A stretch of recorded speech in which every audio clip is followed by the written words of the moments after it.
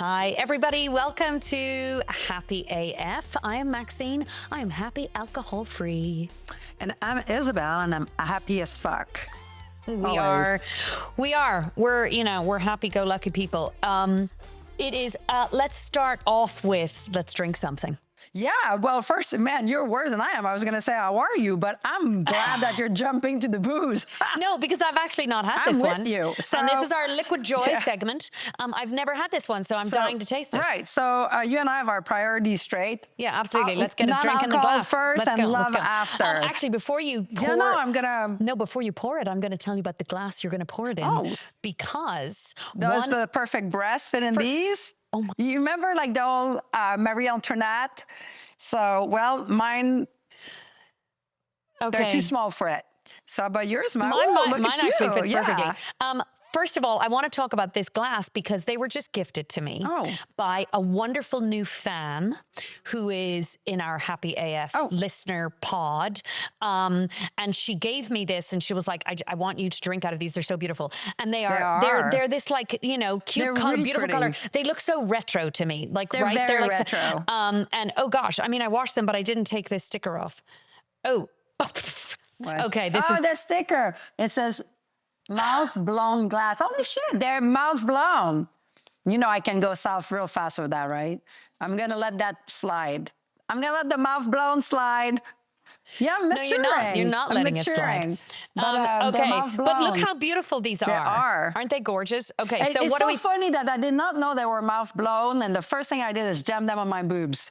This is what I'm saying. Listen, man, once you're broken forever. So let's talk about this non-booze here. Yes. Naughty. Naughty. So I have a feeling it's the same one, but that they changed the label. You might have seen it with a red label with black lettering. Yes. And they have a sparkling. Yes, they do too. Yes. And the red lettering naughty one is a Shiraz or Shiraz, right? Same difference.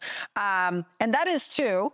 But I think there could be a little coup of marketing that they're saying that this one specifically has been aged in French oak. I have a feeling the other one too, but who knows? Okay. At least now they're letting us know. But listen, I like that label. And also for our people who are listening and not watching, it is called Naughty, Noughty.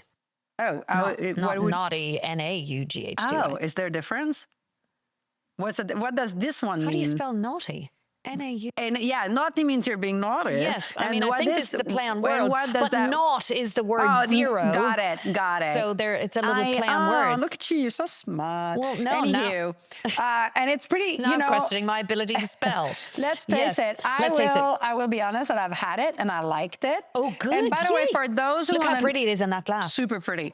And those are mindful of sugars because a lot of people are not just for diets, but also taste. Like I don't like something too sweet. Too sweet. So this one is really not horrible. It's more than others and I drink, but it's only 4 grams per half a cup. Okay. Okay, so the whole bottle has got 20 grams. That's less than a can of Coca-Cola by a lot, by the way. Yeah, so by a lot. We're not talking... Well, cheers. Yeah.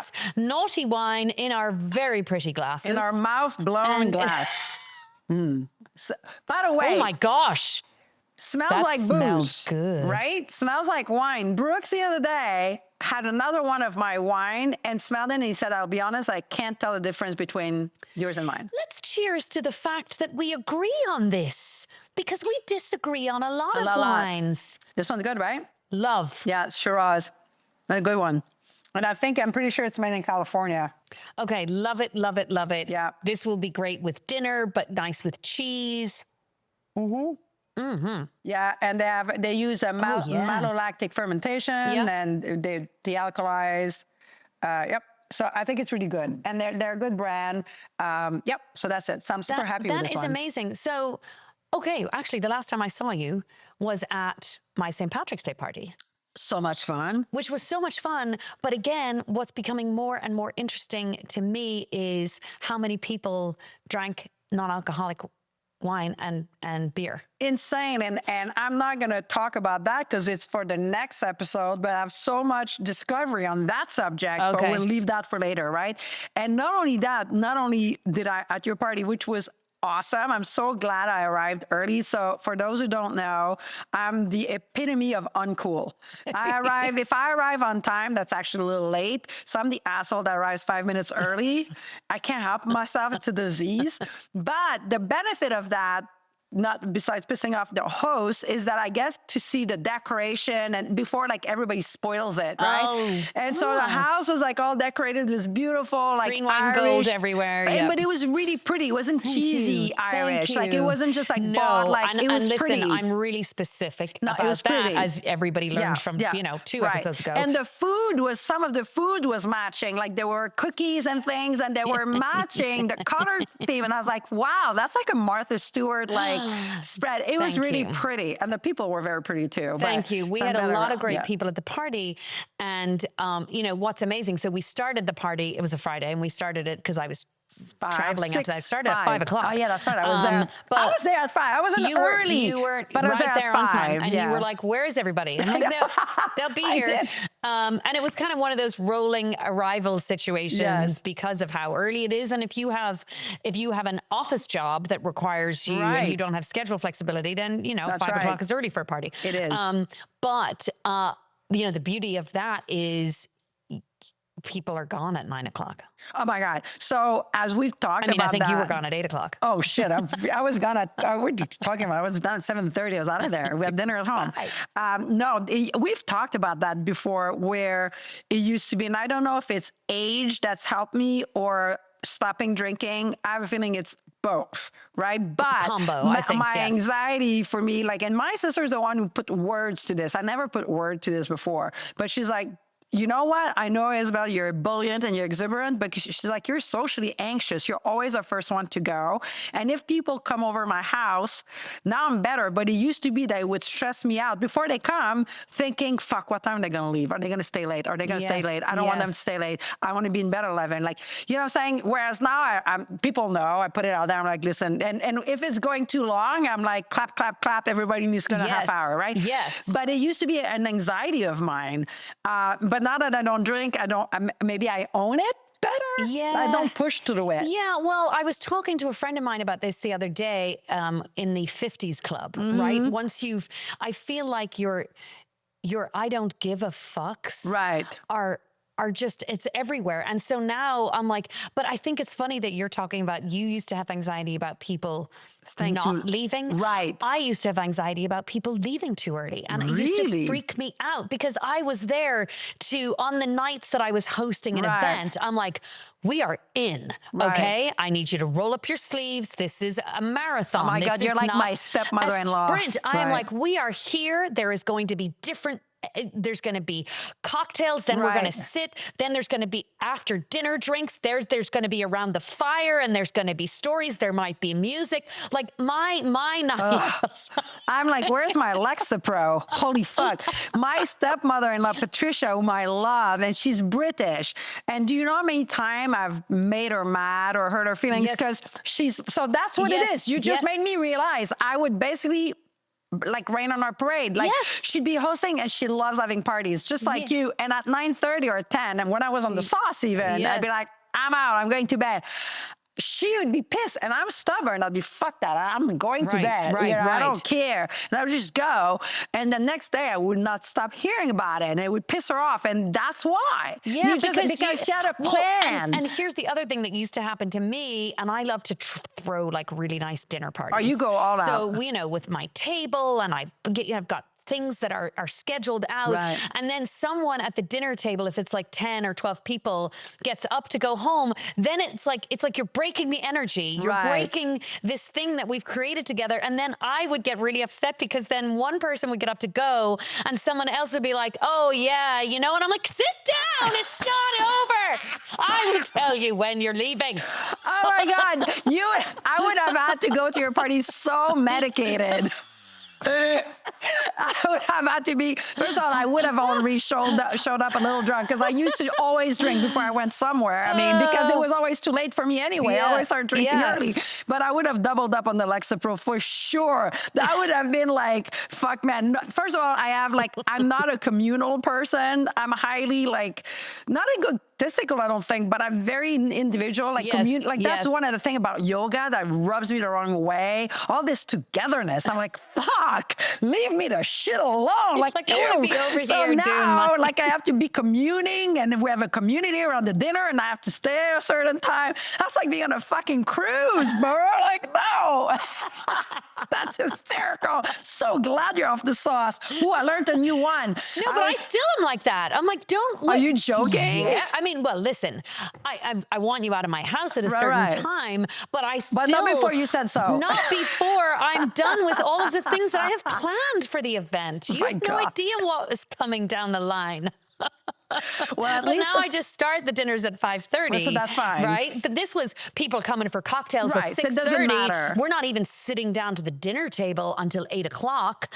Then dessert's not coming till 10. Oh my God! And then I've got dessert wine, and then I've got some kind of dinner party game or conversation. Are you also changing dress? No, actually, usually in the same outfit. But yes, you know me too well. I love a costume change in the middle of anything.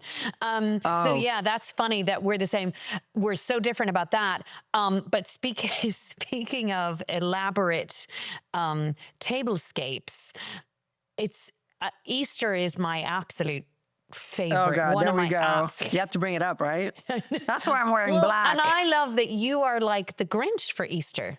Oh, there's a whole reasoning why I hate Easter so much. Like, there's a what is it? The pastels, which you are. I love that you are in pretty much black. Head to toe. So, and look at me in my pastel blue, first of all, my light blue jeans. Baby Jesus did die, so I'm honoring that by wearing some black. And by the way, I never wear pink, but I'm wearing pink glasses just for you. Okay, I love it. But here's the Easter, since we're going to talk about religion and booze. Here's why I have a deep-seated dislike for Easter. And actually, this is not something I'm saying at older age to be funny. I had this conversation with my mom earlier this week. She's like, oh, I remember when it started. You must have been 7 or 8. So it's been a long time I dislike Easter. So here we are. Okay. First of all, I've been grown up in the 70s in Montreal, when we were still highly, highly strongly Catholic. Yes. There's a couple of things that were really sucked about Easter. Number one, on the 5 channels that were French, all you could watch from Thursday to fucking Sunday was the life of Jesus that was filmed in the 1960s that used to be originally black and white, and they slapped some color on it. Man. And I still have the music etched in my head. Anyways, it was very depressing when he's dragging his ass up the mountain with the cross, the whole thing. And I remember being a young child being like, this sucks, right? Why you can't watch anything else. Yes. Number one. Number two, it's the worst weather. It's always around March or April, where if you're from this part of the world, it's great. It's muddy. It's cold. It's mud season. It's gross. It's everything, right? Number three, it's a highly religious holiday. I never liked religion. Religion always depressed me. I didn't like priests. I didn't like going to church. I didn't like none of it. So that sucked. Number four. Wow. There's a whole reason. I did not start disliking Easter on a whim. This is a well-thought process. Clearly, you're not going to dislike the most important holiday of a religion without really giving it some thought, right? Yeah, and I see you've put thought into it. Number four. I feel like you need to write a book. The culture in French Canada anyway, in those times, was on Easter, you would buy something new, like months in ahead, that you would save and you would wear. Yes. Sunday. Easter It was like a outfit, big absolutely. Day. And obviously your mom would always buy her the perfect little dress, because as much as we wanted it to be spring, but spring as in like you live in fucking LA, not spring like you're. So your mom would buy an outfit as though you're living in California, okay? So now you're putting this fucking like thing that you've been watching for a month, dreaming of it. It's like 45 degrees outside. It's muddy, and you have to wear it with fucking like big socks and big boots in your tufta fucking purple little shit, right? It used to piss the shit out of me. I was like, why am I freezing? And plus, a little dress for spring is ugly in a parka. Like, it doesn't work, right? And it used to make me so mad. It was so inconsequential. So that was a problem. Then Back then, pastels were not what they are today. You are wearing pastels, which are delicious. They have a cream tone to them. Yes. Their texture. Back in the day, pastel was that ugly, like baby blue, baby pink, like the ugly kind that you can sell at Walmart. Sorry, Walmart. Like just ugly pastel. Yeah. And that was the theme, right? And then they would drag your ass to church, and it was long, and the whole place was in purple. Okay? Yeah. And then I hate brunch. And Easter was brunch, right? And I'm hungry when I get up first thing in the morning. I want 3 square meals. I want a breakfast, I want a lunch, and I want a dinner. I don't want to skip breakfast so that I can have an early lunch. Jam it into lunch. Right? Okay. And I don't like ham. And I don't like sweets. Okay. So can you imagine what Easter meant for a kid like me? It was just, I couldn't wait for Christmas. Hated it. To this day, don't like it. So I just don't like it. I need to drink to this. There's a lot. There's a lot. Are you coming to Easter? My Easter, I'm asking. Fuck no. So by the way, I'm gonna be in Canada, and my mom's so funny. Called me the other day. She's like, I think you're gonna be really happy. I've accepted brunch invitations from a bunch of girlfriends, so you can say thank you. I was like, I love you, Mom. She knows how much I fucking hate Easter. Otherwise, I'd have to go to brunch. Going, so you don't have to. So that I'm off the hook. I feel like there's definitely more. There's so much that you've just unpacked there about Easter. Mm-hmm. And the one thing I did like, yes, there was one thing. Tell me. Jesus from the 1960s, that actor was good looking. Yes. He was good looking, but not hot enough. Like, I had a big crush on John Baker from Chips. Remember Chips? I remember, yeah, we didn't really have that, I don't think, in Ireland. So I could watch for hours on end, but Jesus was hot enough that I could watch him for, half hour. Not a whole weekend, though. Not a whole weekend. Okay. This was a whole weekend. No, it was a whole weekend. Do you remember those movies were like 3 hours long? Oh, they are etched in my mind forever. They were not 3 hours in Montreal. They were 3 days. First of all, you have the Good Friday one, and they would go on a bow, right, nonstop. Yeah. And Good Friday, I didn't mind. Number one, there was no brunch involved. Yes. Number two, there was no communal thing. You just hung out with your family. Own thing. Yeah. Friday has always been a favorite of mine. And I'm not a huge meat person, and I'm not big on sweets. Yeah. And you couldn't have either. So I was like, hey, man, and Easter started being okay with me when I started drinking, because then I was like, I can wing brunch. Like, at least I wasn't the only one drinking, right? Yeah. That was the only thing that made it tolerable at the time. Well, I am here to refute it all. Right. Okay? So why do you love Easter? I love Easter.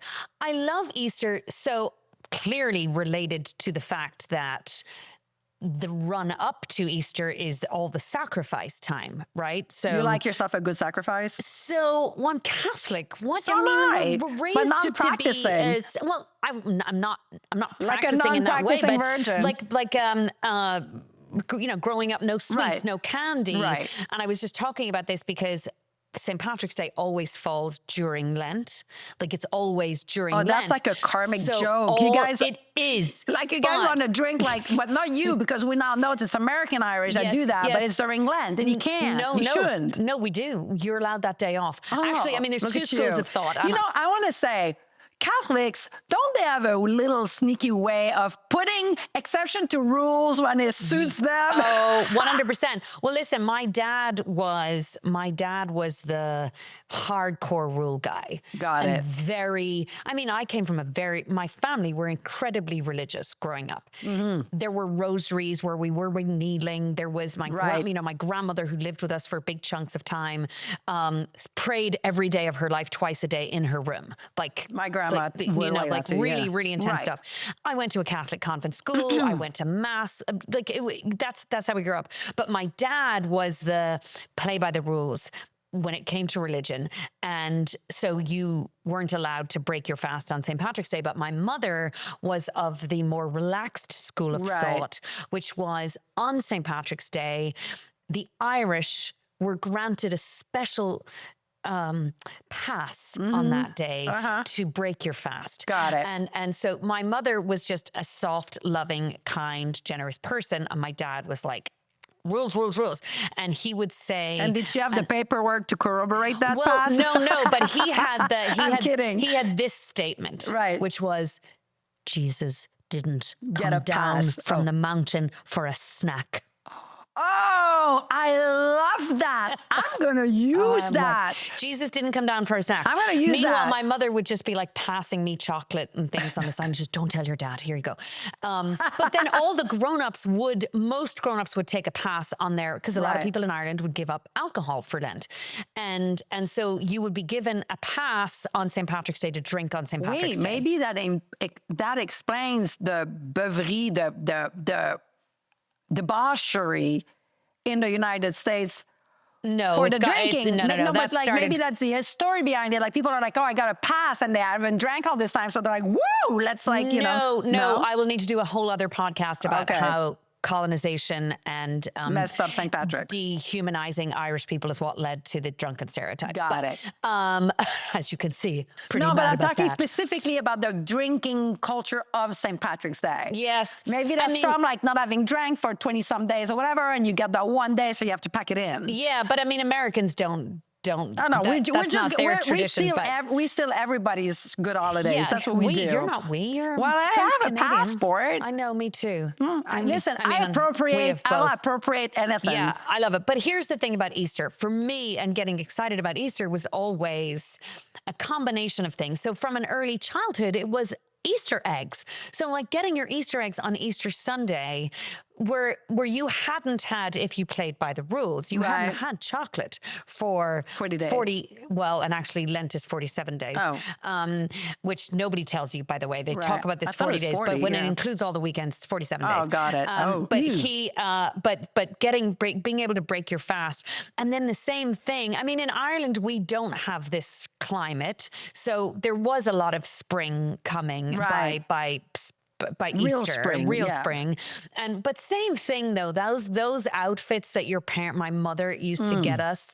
With the frills. But I am a pastel lover, period. You know, like my room was so pink when I was growing up, like everything. So I just love the color palette. Right. And I'm also still at this point, I mean, I have a friend, we celebrate Easter together, our families. We have Easter Eve. Like we have, So, you know, back in the day, obviously no meat on Good Friday and having to go to the Stations of the Cross. I mean, it is a very drab run up to the holiday. Really? And then on Easter Sunday, it's like the whole celebration of whether or not you're actually celebrating Jesus Christ has risen from the dead, or you're just like, finally, I get to eat chocolate or I get to drink wine.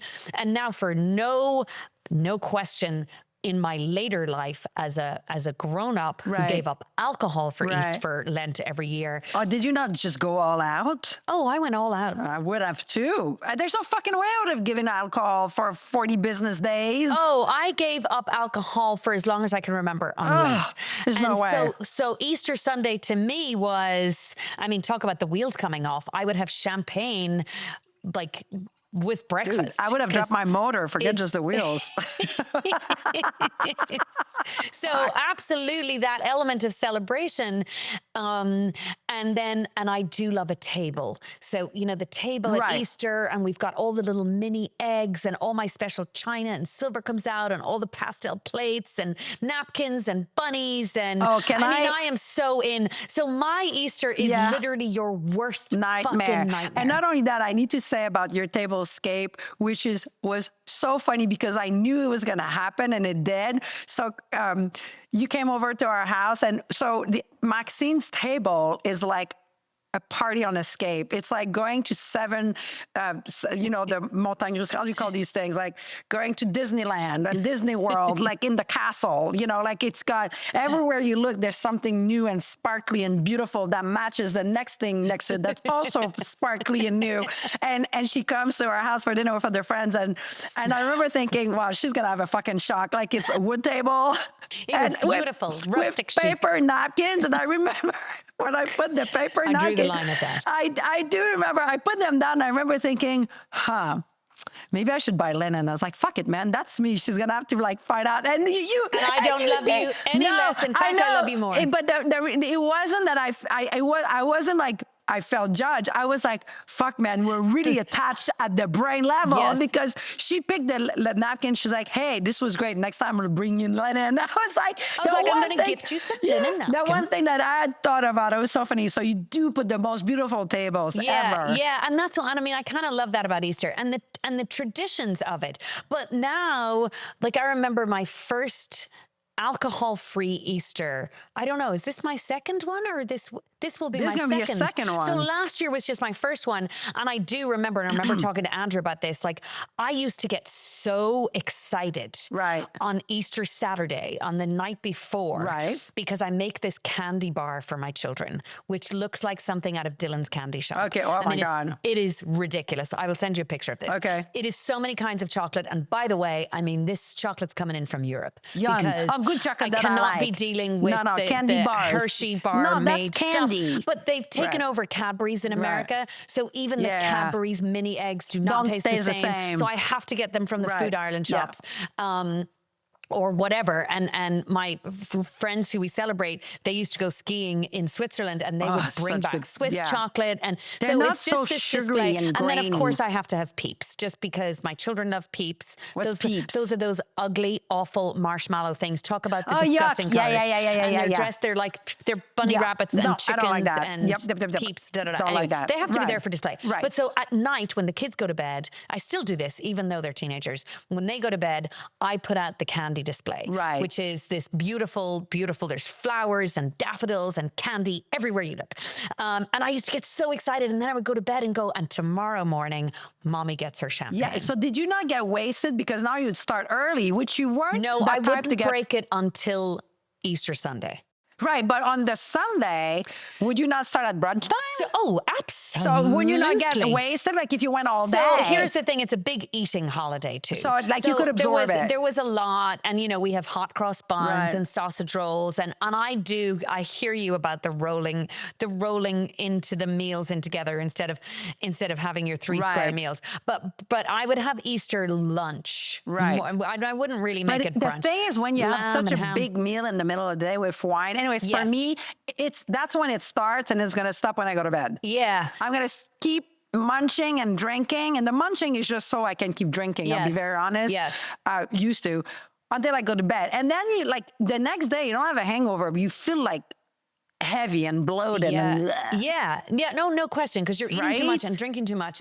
And that was also the holiday that there was a wine. There is a wine that we still collect, because Andrew still drinks wine, called Hansel Vineyards out in Sonoma, and we went there together when I was out on tour in California, and started collecting it many years ago. And we're on their assignment, so we get assigned 3 bottles of Chard and 3 bottles of Pinot Noir, and it's really delicious, small production wine.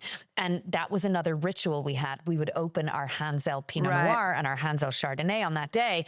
And I remember, with many of these things, and I say this to anyone who asks me, how did you do it? Like, how did you break the rituals, the traditions? You don't know you can do it until you do it. So if you had told me a couple of years ago that I would have alcohol-free, booze-free, sober Easters, I would have thought it was impossible.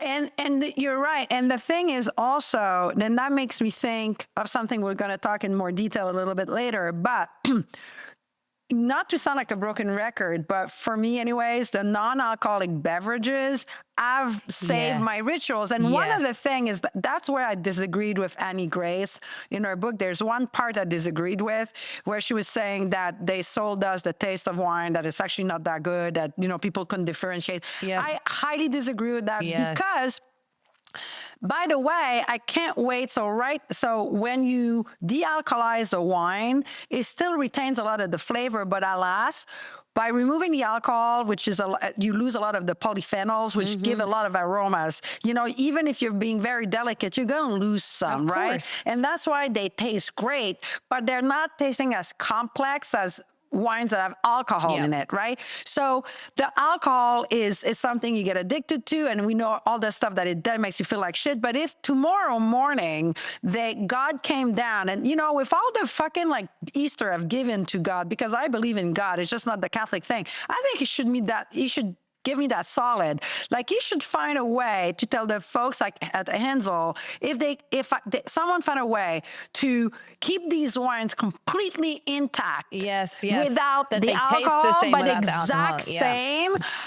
Jesus, Lord have mercy. Like, oh my God. Because, so the other day I had an incident, and I'll talk about it later, where I could not get non-alcoholic wine, and I usually can. And this was a place where I could not.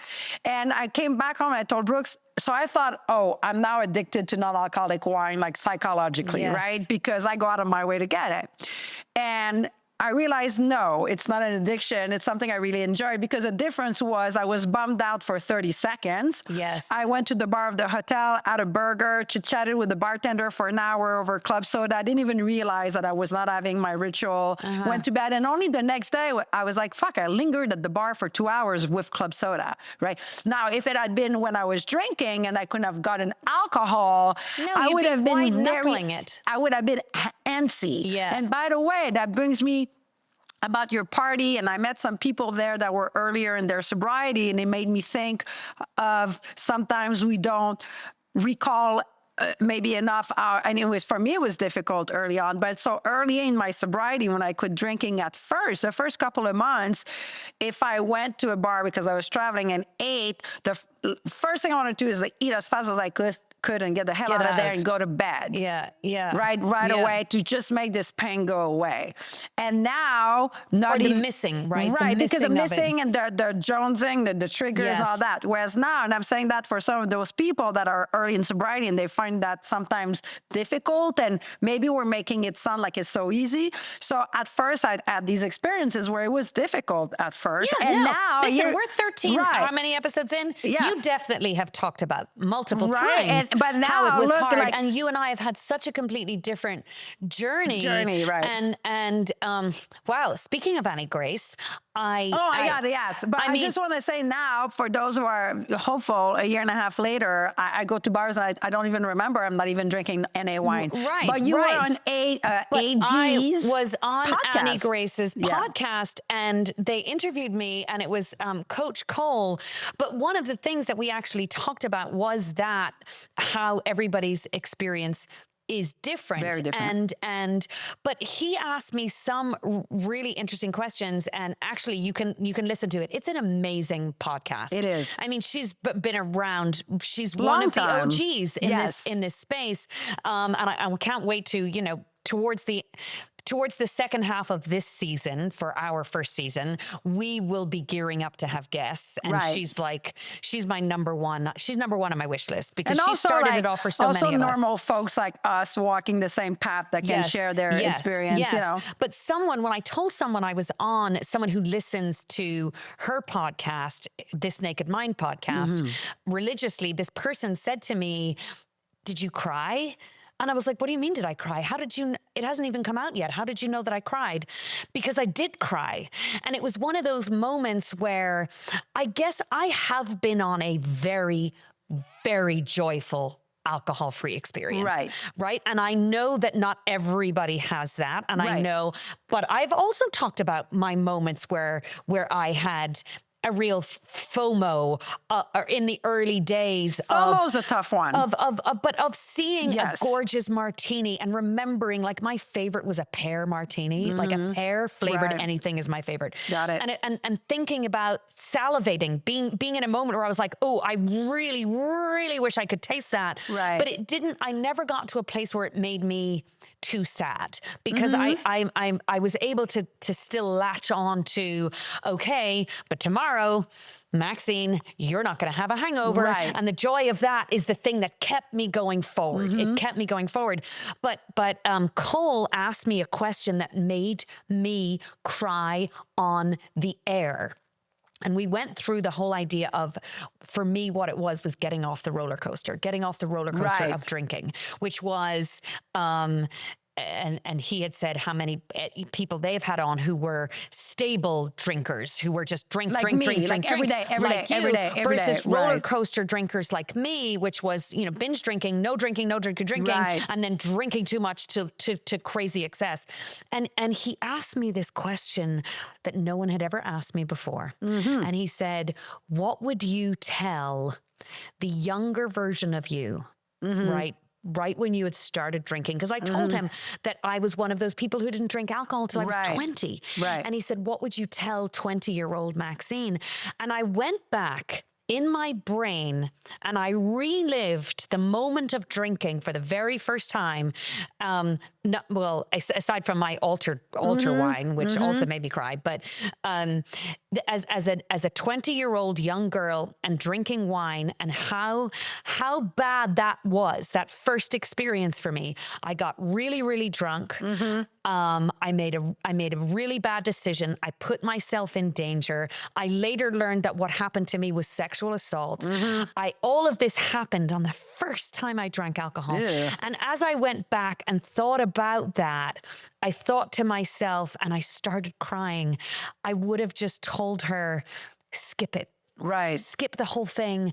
You know, all of this one, and I don't, like you and I agree that there's no regrets. I don't look back and regret, but you said something to me recently that I loved. These words you said were, I don't regret it, but there are things I would have done differently. And so for me, knowing who I am as an alcohol consumer, if I'd had the information that you are someone, when you start, you're going to have a really hard time stopping. Right. So if I could have told 20-year-old Maxine that this experience you've had today with the very first one is indicative of the rest of your relationship with this beverage, I would have just said, you're not going to do it. You're going to sidestep this completely. And thinking about my young, innocent self, not having this information, not knowing that I have this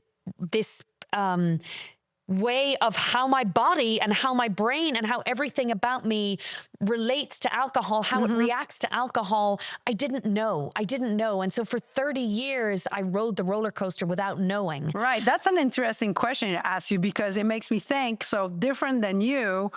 In my case, first time I drank, I was 14, and then I vomited. My mom held my hair, and then I never was sick ever again after that. Yes. But probably in my case, it would have been if someone had told me. It was so culturally ingrained. Anyways, that's the way I envisioned my culture at the time. So because I don't want everybody, I'm sure a lot of people disagree, but maybe not, that this is what you did to fit in. Yes. Right? So if the same question that he asked you, I think if someone had told me, you can fit in without this, right? You don't need to do this. We're still learning this now. Because what happened to me, I did not have a roller coaster. It was a very stable relationship. It was a very deep relationship. Yes. It was a very strong relationship. It was a very constant relationship. There was no blips. There was no, I mean, it was the most loyal relationship I've ever had, right? And to the point where you get addicted to it. Yep. And also, it's almost like in my culture where there's a part of it, maybe not now, but back then, where you accepted that you might get addicted. It's not shameful to be addicted to alcohol, as long as don't get fucked up, which I did. Yeah. Right. So it's a different experience, and both these experiences have difficulties. In your case, getting off a roller coaster, I can't imagine how that's hard, because you get used to these up and down. In my case, is that the physical addiction, like, you know, the sleepiness. I mean, there's all kinds of things that come with a physical addiction that are not fun. And then it's like when you quit cigarettes, or, you know, that thing was always there, and it's part of your identity, right? And and I think a lot of people, like one of your friend at your party, I think was struggling with that too. She's like, I've drank every day for the last 40 years. Yeah. It's who you are. And all of a sudden you have to be it feels like you have to be someone different. Yeah. And I realized that this week, I was like, even if I want, first of all, I don't want to drink, so that takes care of that. But now the not drinking has now become my new personality. Yes. Where I can't envision anything else, right? It would be like cheating on me. It would be strange. It would be off. So it does happen. I mean, I think about that all the time because it was so attached to my identity. Right. And not as the everyday drinker, but as who the you party were. girl. Correct. But like I was so identified as, if you're going out with her, you watch are it. going out. Yeah. And if you are going to her house, you are gonna take the party, day off the next day. And you are gonna go hard, balls to the wall. It's hard to give up an identity. Part of my identity. Yes. And as we have discovered, I've lost friends because that's no longer my identity. That people who have associated that as core to me. I thought it was core to me. I thought it was core to me until I stopped drinking. And I think would have said message. 1,000 times. I did say it. Right. Towards the end, right when I started to get exhausted by the roller coaster. Yeah. So I would say maybe in the last 2 or 3 years, I remember saying to my husband over and over again, when I had a bad hangover, I would say to Andrew, God, I wish I didn't drink alcohol, but I know I can't not. I know that I can't. I used to say to him, it was your responsibility. Can't live without But you wine. also probably felt it was almost like your responsibility. That's why. Yes. How do I change this much? You can't give that up. People are relying on this Maxine. Yes. And I understand that. Like my personality was different than yours on the drinking front, but it's still something you etch, and you're like who am I going to give to people? And I think, like, for me, the first few months of sobriety, and I hate using that word, but of not drinking, first I had to deal with physical withdrawals, which, you know, they weren't horrible, but they're there. But then, like, almost like shedding of this, like, of letting go of who you thought you were. And it's a little scary because you're like, what if people don't like that new person, right? What if I don't like that new person? And I had decided I was going to accept that person. And thankfully, my husband was so sweet, because that's stories you hear too, where it doesn't go so well. And he was... in a marriage, I mean, if you're very... far apart. So thankfully, he was like, I'm cool with that person. So I got very lucky. But then you're like, what if no one else likes me? What if my sister, my mother think I'm boring? What if my friends are like, who is this person? And I have to do this. So that's mean I'm accepting they're not going to like me. It's hard to accept that. And then it turns out okay, by the way. But you know what? It's inevitable. It is inevitable with any kind of massive change. Correct. Like that. I mean, it's the people that you bonded with, where that was core to the relationship. You're going to have a different relationship with those people. But my big message around that is, I have met new people that so far outweigh the loss. And I have mourned friendships that are different now, because we don't go out and booze all night. But the ones that I have gained, you, milady, example, are top of the frickin' pile of new friends. I mean, I can't imagine life without you now, because we have this new chapter this journey that we are going on together. And we had our first Happy AF club, which was our first in-person meeting. Most of those women I did not know before. And the people that are finding each other on this journey are just, it's like I have new tennis friends since I picked up learning tennis. And we have this thing in common now, which is this sport. And we love to talk about it, and we love to get together and do it together. But it's the same. Also, for people that are listening, unlike you, I don't have as many friends as you do, because I'm much more, as I said, individualistic. So my circle of friends is much smaller. I have a lot of acquaintance, but not that many friends.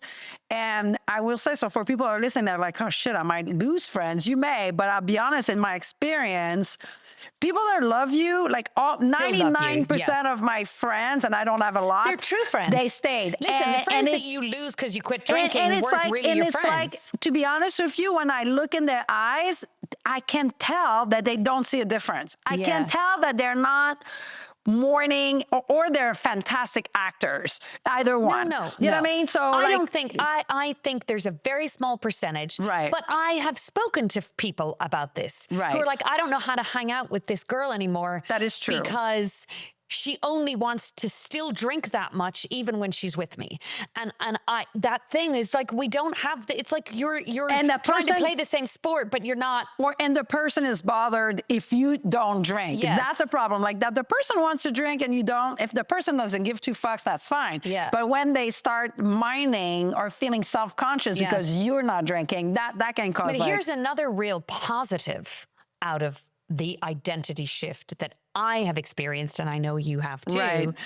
on a personal level, I'm not even talking about on the podcast level, is that people have said to me, oh my God, that you did this is proof to me that I can do it too. Yes. So I have a really good friend who, and mostly, by the way, it has been women, but in the last couple of weeks, I've had conversations with two men who are very, very identified by their relationship with alcohol. Okay.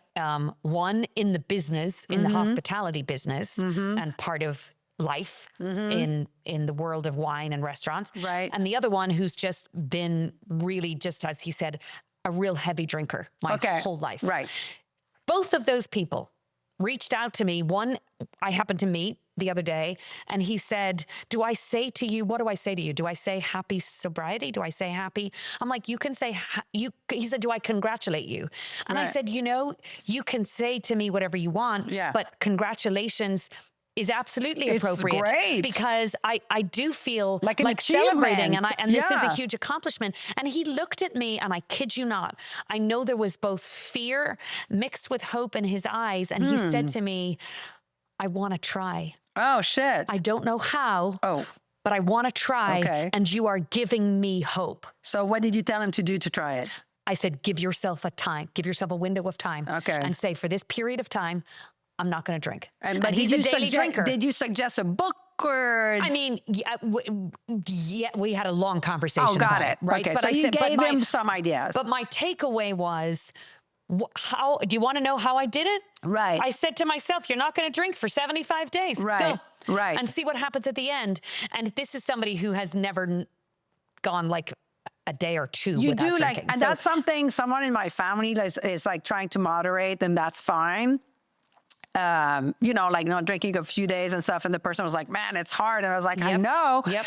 And I said, I'm not saying that to try to drive you away or another, but it's actually and that person doesn't drink as much as I did. I'm not even close, but the daily thing, the cultural thing. Right. Yeah. And I was like, it's definitely more difficult than just quitting. Yes. I mean, agree. And I was like, I'm not saying that to try to sway you to that person I was saying, but I was like, I know, because I tried the 2 days and the 3 days like so many times, and that's exhausting. brutal. It's exhausting. And I know for me, and I believe for that person as well, when you do that, you're just waiting for that Thursday or that Friday, and that's all you're doing the whole time. You're just buying time. And physically, if you read on all the books, that's the hardest fucking time. So you're always putting yourself in the hardest withdrawal period over and over. You never get over the hump. And listen, back to Easter, that's exactly what happened with me at Easter. I would get through those 47 days with no problem because I knew there was an end in sight, right? So you're not really thinking about how alcohol plays a role in your life. You're only thinking about, I'm out of 46. It for now, and I'm thinking about day 46. All I'm thinking about is Easter Sunday. If you're a daily drinker, even not as heavily as I was, let's say you're just drinking 2 glasses of wine a day, right? So, I mean, certainly, depending who you speak with, they're going to say, oh, that's a problem. But, fine, maybe, but socially, it's not, right? Yes. But even so, your body has gotten accustomed to these 2 glasses of alcohol every day. You are going to get uncomfortable physically. You will. Yep. You're not going to have the tremors, but I'm saying you're going to be uncomfortable. And when you just take breaks 2-3 days every time, you're just staying in that uncomfortable zone every time. So it's brutal. So every one of my friends or acquaintances who has quit, I would say 100% of them have said that that was the best thing. Oh God, yes. Is removing the thinking about it. Yeah. Because the moderation and, as I was thinking about conversations around religion and how every single one of these big celebrations like Easter and Christmas and Passover. Oh my gosh, I have a oh my God, yeah, your funny Passover story. You told me you'd tell me something. They're all associated with religion. They're all associated with alcohol. And here's the crazy thing that I'd never even thought about it before. And I would love to delve into this when we do have a guest someday who can really talk like about an historian or a theologian. A theologian who can talk about this. But like when you think about Catholicism, and that's the one I can speak to because that's what I was raised in. And the first time I was given alcohol was on the altar at 8 years old, and I cried my eyes out because I thought I was drinking fucking poison. I was drinking poison, but I didn't know it, and it was tastes so bad to me. And my mother was like, "You can't spit it out." I was holding it in my mouth. I wanted to spit it out, and it's the blood of Christ. And I'm like, what? And then you think about religion and how they give it to you in the ceremony, and then take it away. Service, but then they're frowning upon drunkenness. So they're giving you this addictive substance. Wait, I think I just answered it. That's exactly what it is. What? They give you something you like, and then they take it away. That's how they exert power on you. I'm going to take it away. I'm going to take it away. But the ridiculousness of giving you this in ritual. Oh, that. And in the Catholic religion, which is the wine is the blood, symbolizing the blood of Christ. But then, you're not supposed to get drunk. So you're giving an addictive substance and saying moderate. Right. Like that is the problem that we have uncovered with so many of us is we cannot moderate with this substance. No, because by the way, it's an addictive substance. And just like, I told you earlier that drinking wine at the altar, that actually I remembered this because you texted me a few days ago. I was on a plane saying, hey, we'll talk about Easter because we're about Easter. And it popped in my head, this memory, which is quite funny actually. There's a very photographic memory of me and my dad at church when he was still going, because my father became an atheist in the 90s, and that was that, right? An atheist. He went, the baby in the bathwater, everybody went. Yeah, big time atheist. But when he was still drinking the Kool-Aid, we're in church, and back then they used to have the little bread thing and the chalice of wine. Yes. And I was maybe 7-ish or 8. And I said to my dad, I was like, ooh, I want to taste that. And my dad in church goes, oh, no, don't taste that one. I'll give you some good stuff.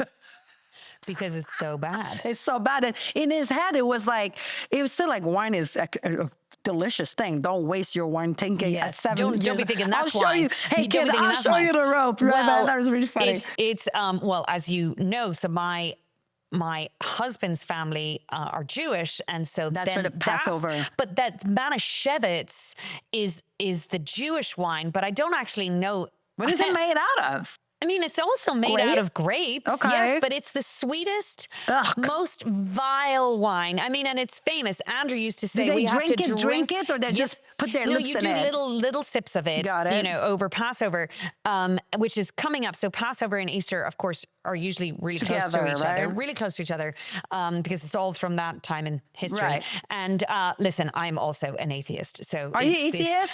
I believe in God, but not the guy with a beard that was a papa of Jesus. I say this all the time. I think this is God. And I think it's really important to respect everyone's beliefs. Right. And having been raised in a Catholic house, a very strict Catholic house, having been schooled in a Catholic convent boarding school. Oh God.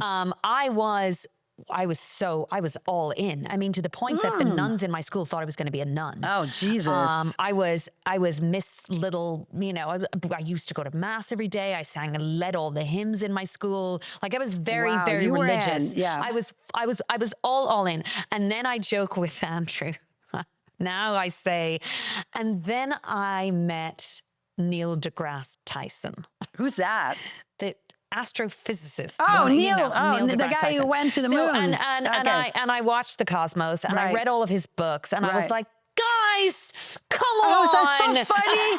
So it's so funny. That was my first thought thoughts or doubts about religion. And again, I respect all religions. Absolutely. I don't agree with them. I just respect them. I'm like, hey, man, to each your own. But I remember asking my amen. dad. If the whole world did that, we wouldn't be in the mess we're in. I remember when I was like 8 or 9, you know, that I went to Catholic school too, because private school back then was all Catholic. So even though my parents were like, they were religious, but not a ton, and then they became atheists. My dad did. My mom is more like me. She's spiritual, right? Yes. But Catholicism went like off the window in the 80s. But I remember I was like, again, 7 or 8, and they had this special on TV with a scientist that explained the evolution of the planet. And you see, you know, it started like they came out of the water, they started growing legs. I mean, you can't unsee that. Right. And I look at my dad. My dad was watching it with me, and he's like, what? My dad's an accountant, he was chartered accountant, but he was like big in science. My dad's a nerd like me. And we're like into it, and he's explaining me like the stuff I didn't understand. So when it was over, and I was like, so then where's the part about Adam and Eve? And he's like, well, that's the story they tell you, but that's the real deal. But I was like, how about an Eve? You know, he's like, well, that's how they're trying to explain what really happened. And I remember that was starting to be the crack, that the Bible was a bunch of stories. But so how old were you? Like 7 or 8. Okay. And then he started telling me, he's like, you know, the Bible's like, it's good that you know it because it gives you good tricks. Because like to be nice and not cheat and but he was like, listen, there's a lot of good stuff in there. He's like a lot of it is stories so that you understand stuff. Yes. And then it was clear enough what he was saying is like, the whole thing is bullshit, but it's good philosophy. That's what he was saying, right? Yes. And listen, I am a big fan of taking the great things the philosophy from of it. Different religions. Yes. But so unlike you, I was fully steeped immersed to the exclusion of every other religion because growing up in Ireland, everybody's Catholic. Yes. Or you're Protestant, in which case plus you guys had to fight to preserve your identity. Yes. So I can't understand you become insular. But we didn't have exposure. There was zero exposure to other religions. Right. And, you know, the first time I met someone of the Islamic faith, I was 20, in my early 20s. My best friend in law school, as a whole other story we'll talk about someday about traveling. But when I met Andrew, I've told this story. It was Lent, right? But that year, or I don't know if it was that year or was the next year, he said, would you like to come to Passover? And I said, I would love to. That, you know, that's very kind of your family to include me. And I was trying to be really gracious, but I was terrified. Oh, yeah? I was terrified because I had never, ever been exposed to the Jewish faith, to Judaism, the practices, the anything. I knew nothing about it. I was never told about it. I never had an occasion to read about it. So anyway, we're going to Passover. We're living in New York City at the time. And he said, I'll pick you up and we'll drive out to my aunt's house out in Long Island. And we're on our way out there. And I said to him, he said to me, actually, he was like, are you okay? You seem a little off. You seem a little quiet, which is very unusual for me. Yeah. And I was like, I'm a little nervous. And he was like, oh my God, what are you nervous about? And I said, I've never been to a Passover, and I'll be really uncomfortable if there's going to be Jesus bashing.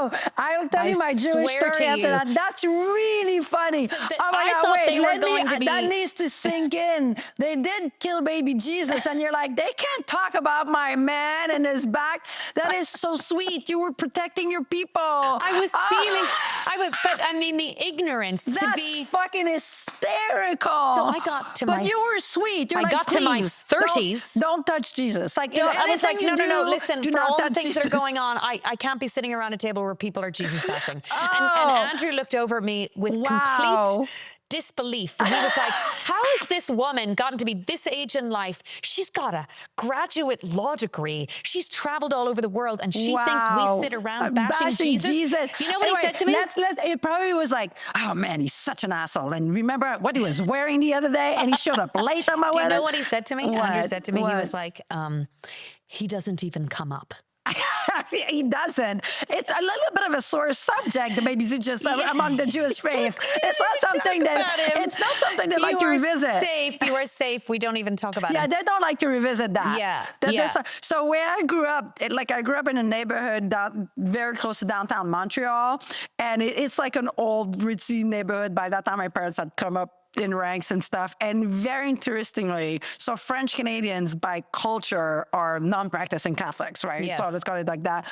And this is the second largest Hasidic community after Williamsburg. Oh, wow. Why? I've Googled the hell out of why would a bunch of Hasidic Jewish people want to live with French Canadian Catholics? I have no idea. And it's hundreds of years. Right. Okay. Hundreds of years. This is not like yesterday it happened. Yeah. And I can't find an answer on Google. Like the rest of Canada is Anglophone, at least, because they mainly speak Hebrew, but their second language is English, not French. So they don't communicate with us, zero. And there's more Jewish in the English community. Like there's an English community that's wealthy, that's called Westmount, and it's like Rothmans and Bronfmans are very wealthy, but at least they're Jewish, right? And that's like literally a mile away. Like, why aren't they going there? I don't like the pain they're imposing on themselves to live with a bunch of Catholics, French Canadian. So we were very, very familiar with the Jewish faith because we were surrounded in it. Yeah. They wouldn't talk to us because they're very, very conservative, right? Yes. They're not like your run-of-the-mill. Yes. But they, and every Saturday when there's Shabbat, they wear like the big hats and all that. Yes. But I'll never forget. So coming home from the clubs when I was 16, 17, 18 years old, and I'd come home, like take the subway and walk home a little tipsy and stuff. And this is a old historic type neighborhoods, like 300 years old and whatever. So there's a lot of alleys, it's all nice townhouses, and you'd see, and like always inevitably, and I like, if people think that I'm being anti-Semite, I apologize, but that's what we saw. It would be like a station wagon and a couple of Hasidic Jewish people like drinking booze and smoking cigarettes, like late at night, like hiding. Yes. And it was like, I remember it was like shocking, right? Because during the day, they're like so, entranced in their faith, and they wouldn't even talk to us because we're impure, because we're different faith and very, very religious. But then at night, under the blanket of night, right, in darkness, they would be partying it up, just like me and my buddies. Right? So religious is an interesting, the Catholics would do the same thing, by the way, right? Except, maybe not in a back alley, but different. Yeah. So it's funny what we do for religion and what we hide for it. Absolutely. It's crazy.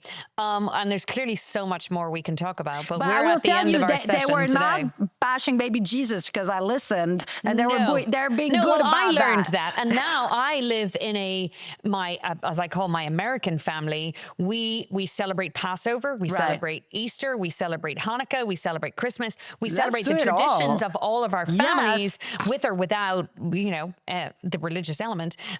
But anyway, here's to just, I think respecting, imagine, again, just said, imagine we all just respected each other's belief system. And it's not that hard to do that. It's not. Why do we all have to agree? No, we don't. Okay. We don't have to agree. We don't have to agree. But we agree on this. Oh, that we agree on. We agree on this, and we agree that this naughty is very fantastic. Good. Yeah, I like it. I love it. I love our beautiful new glasses. Shout out to Heather, who gifted me these. Oh, Heather, the one I met at your party? Yes. So nice. And cheers to everyone. Have a wonderful alcohol-free time. Keep sending us your questions. We're gathering a whole bunch of questions. We're going to do a whole Q&A session. We're so grateful to everyone who's on this journey, who's listening, who's inspired, and mostly who are entertained, because that's what we're here for. We are not wellness gurus. We are not psychiatrists. We're just two women who broke up with booze, and we're here to tell our stories. And we will be back with the next episode. I'm Maxine. I am here. I'm happy, alcohol-free. I'm Isabelle. Happy Easter. Keep it AF, and happy Easter as fuck too. Cheers. Bye. Mwah.